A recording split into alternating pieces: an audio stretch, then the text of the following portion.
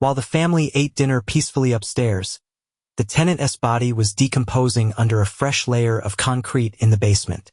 Haley Morrison could practically hear the clinking of silverware and the murmur of her grandfather's deep, reassuring laugh echoing through the decades, overlaying the grim reality she now held in her trembling hands. The document was a yellowed invoice from a concrete supply company, dated April 14, 1972. It was stapled to a darker, grainier photocopy of a missing person report for one Walter Kensington, filed March 18, 1972. Haley sat on the floor of her living room in Pittsburgh, surrounded by the physical detritus of her mother's life. The air smelled of dust and old paper, a scent that usually brought comfort, but now made her nauseous. She was 48, an accountant who found solace in numbers because they did not lie. But the numbers in front of her, the dates, the addresses, the timeline, were screaming a truth her heart refused to accept. "You are looking for ghosts where there are only shadows, Haley," her brother Colin had said over the phone an hour ago. His voice had been sharp, defensive. "Grandpa Frank built that house. He raised Mom there. He was a good man. So what if a tenant went missing? It was the 70s. People drifted. And so what if they renovated the basement? The house was old." "It's not just the renovation, Colin," Haley had argued, gripping the phone tight enough to whiten her knuckles. "It's the loan. They took out a second mortgage they could not afford 3 weeks after Kensington vanished. To pour a concrete floor over a dirt basement that nobody ever went into. Why?" "Drop it," Colin had snapped. "Mom is gone. Grandpa and Grandma are gone. Let them rest." Haley had hung up, but the silence in her apartment offered no peace. The choice sat before her like a physical weight. She could shove these papers back into the banker's box, tape it shut, and put it in the attic. She could choose the memory of Sunday roasts, of Grandpa Frank letting her sit on his knee while he smoked his pipe, of Grandma Dorothy's nervous but loving flutter around the kitchen. That was the safe choice. That was the choice that kept the family history pristine. Or she could pull the thread. She looked at the photograph of the house on Grant Avenue. It was a brick fortress of safety in her memory. But now, staring at the small, rectangular windows of the basement, they looked less like architectural features and more like unblinking eyes guarding a secret. If she pursued this, she was not just investigating a stranger's disappearance. She was potentially dismantling the very foundation of her identity. Haley stood up, her legs stiff from hours of sitting. She walked to the window, looking out at the rainy Pittsburgh street.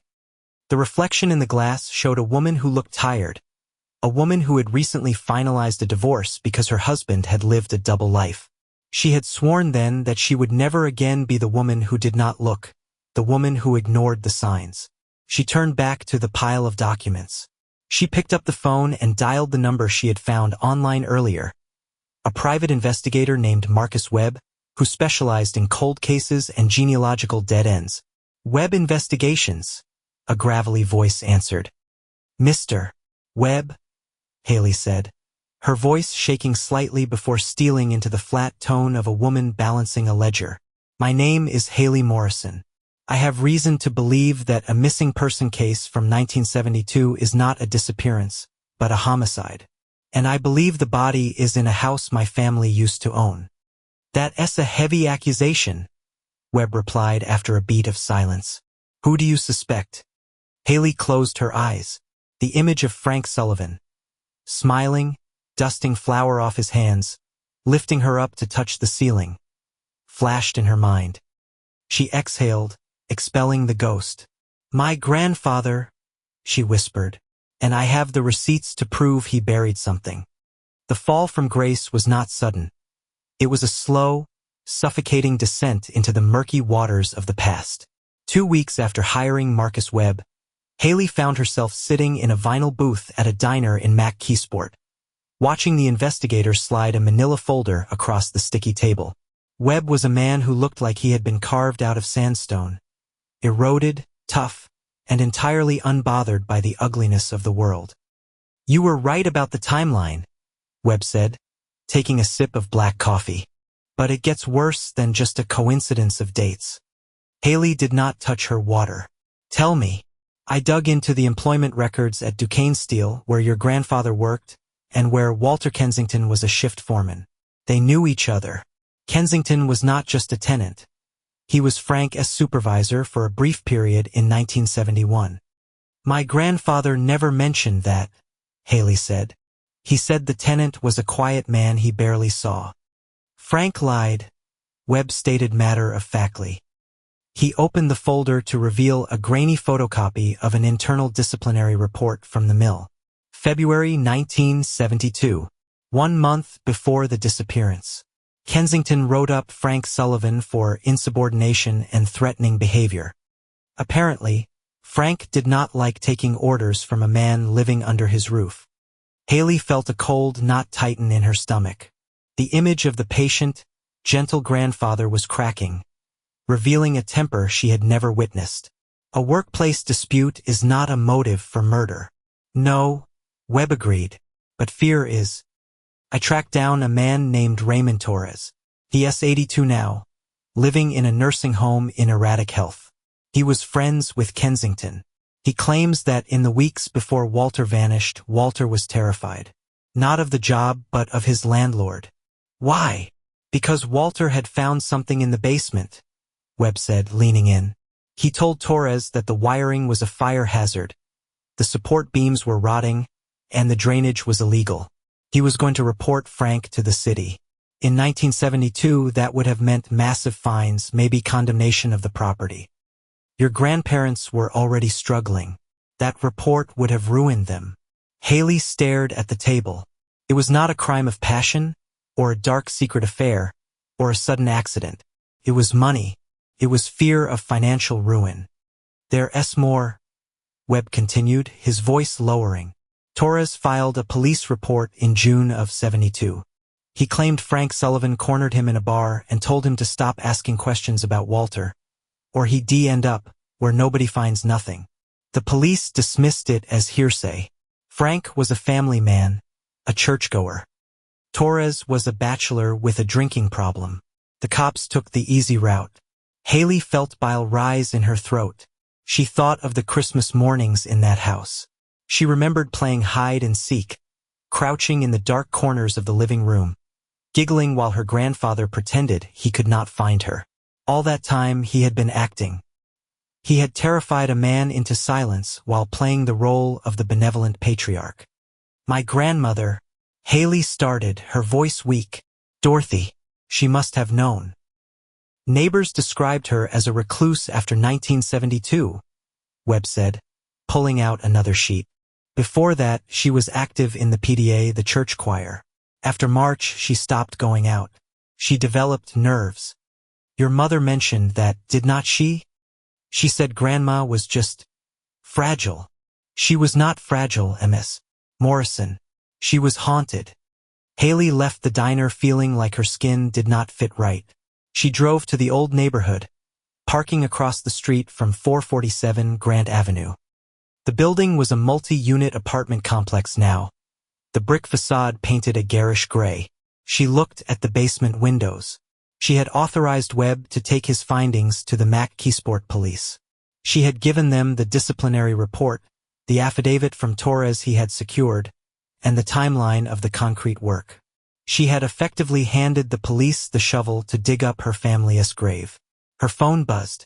It was Colin. She ignored it. Then a text came through. Police just called me. What the hell have you done, Haley? You re-destroying us. She put the car in gear and drove away, but she could not outrun the sensation of the floor beneath her feet feeling hollow, resting on a lie. She was not just the granddaughter of a murderer. She was the beneficiary. The money saved by silencing Kensington, the money made from selling that house years later, it had paid for her braces, her college tuition, her wedding. Every privilege she had enjoyed was fertilized by the body in the basement. The turn came on a Tuesday in November, under a sky the color of a bruised plum. Detective Sarah Chun, a sharp-eyed woman who treated the past with the same clinical urgency as the present, had managed to secure a warrant based on the compelling circumstantial evidence Haley and Webb had provided. Haley stood in the corner of the basement at 447 Grant Avenue. The current owner, a furious landlord who was losing tenants by the hour due to the police presence, stood at the top of the stairs, shouting legal threats that nobody listened to. The basement was cold, illuminated by harsh work lights that cast long, dancing shadows against the white painted brick walls. The air was thick with the hum of the ground-penetrating radar unit. A technician moved the cart slowly over the southeast corner of the floor, the area Haley had pinpointed from the old structural changes in the house plans. "We have an anomaly," the technician said, his voice flat, cutting through the hum. He pointed to the monitor.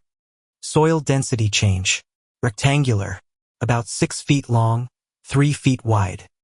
Depth is consistent with a shallow burial beneath the slab."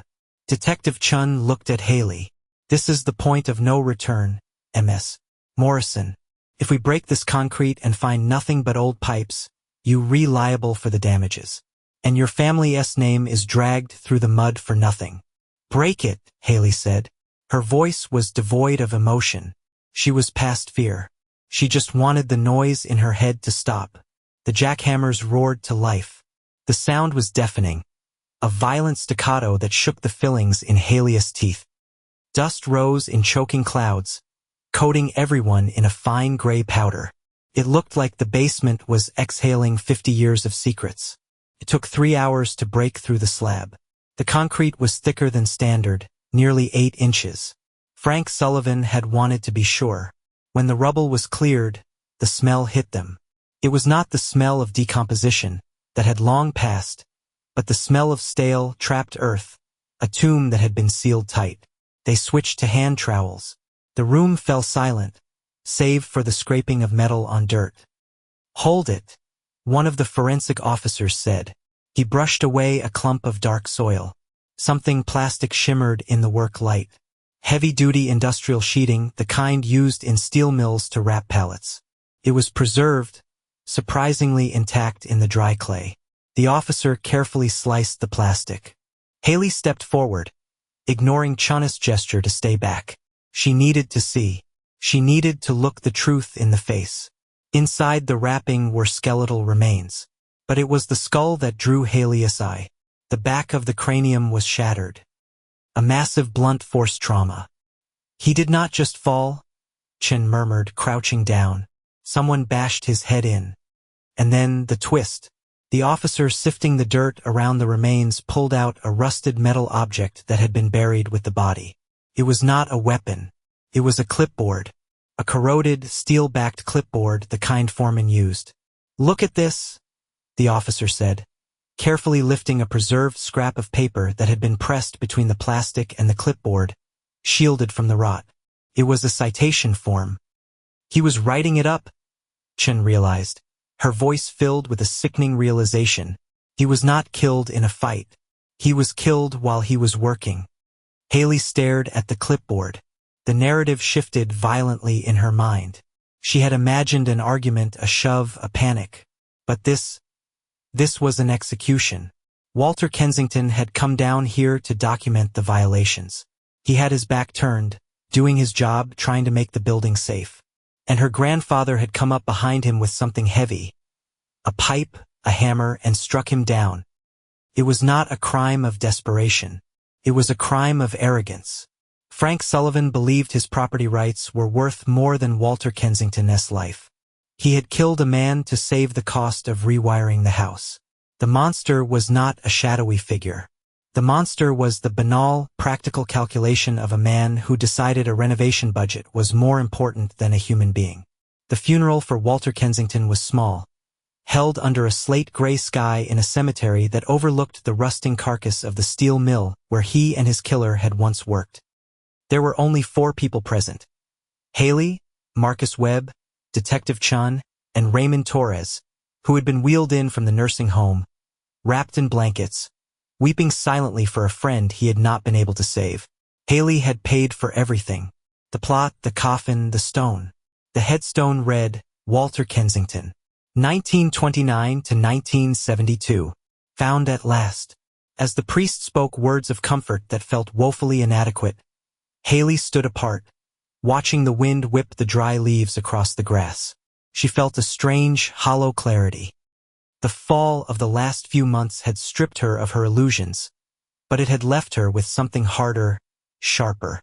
She looked at her hands. They were the same shape as her grandfather's. She had his eyes. She had his stubbornness. But she had used those traits to undo his work. He had built a wall of silence. She had taken a sledgehammer to it. The service ended. Torres's nurse wheeled him over to Haley. The old man reached out a trembling hand and gripped her wrist. His skin was like parchment paper. "UAI not him," Torres rasped, his eyes watery but fierce. "You got his blood, but UAI not got his heart. He had a heart of stone. You did right by Walter." "I'm sorry it took 47 years, Haley said, her voice cracking. "Better late than never," Torres whispered. "Now he AI not just a missing number. Now he is a man again." Haley walked back to her car. Webb was waiting by the gate. "Case closed," Webb said. "Police are marking it cleared by offender death. Your grandfather is officially a murderer in the record books. The press is going to have a field day tomorrow." "Let them," Haley said. "The truth does not care if it is ugly. What will you do now?" "I have one more thing to do." Haley drove back to her own home. She walked into the garage where the boxes of family history were stacked. The genealogy charts, the photos of the smiling Sullivan clan, the letters, the awards. She did not feel anger anymore. She felt a profound, cold distance. She picked up the box labeled Grandpa Frank and Grandma Dorothy. She walked to the backyard where she had a metal fire pit. She dumped the contents of the box into the pit. The photos of the wedding, the baptism certificates, the pictures of the house on Grant Avenue. She struck a match. As the flame caught the edge of the paper, she watched the smiling face of Frank Sullivan curl and blacken. The fire consumed the image of the benevolent patriarch, turning it into ash. Haley realized then that she had not just solved a crime. She had performed an exorcism. She had freed Walter Kensington from the concrete, but she had also freed herself from the obligation of loving a lie. Her life, her memories, her comfort. It had all been built on a foundation of blood and silence. She watched the smoke rise into the cold air, carrying the last of the Sullivans away. She was the last branch of the tree, and she had just pruned the rot. "Goodbye, Grandpa," she whispered to the fire. She turned her back on the flames and walked into her house. The floor beneath her feet felt solid. It was just wood and earth. No secrets, no bodies, just the ground finally clean.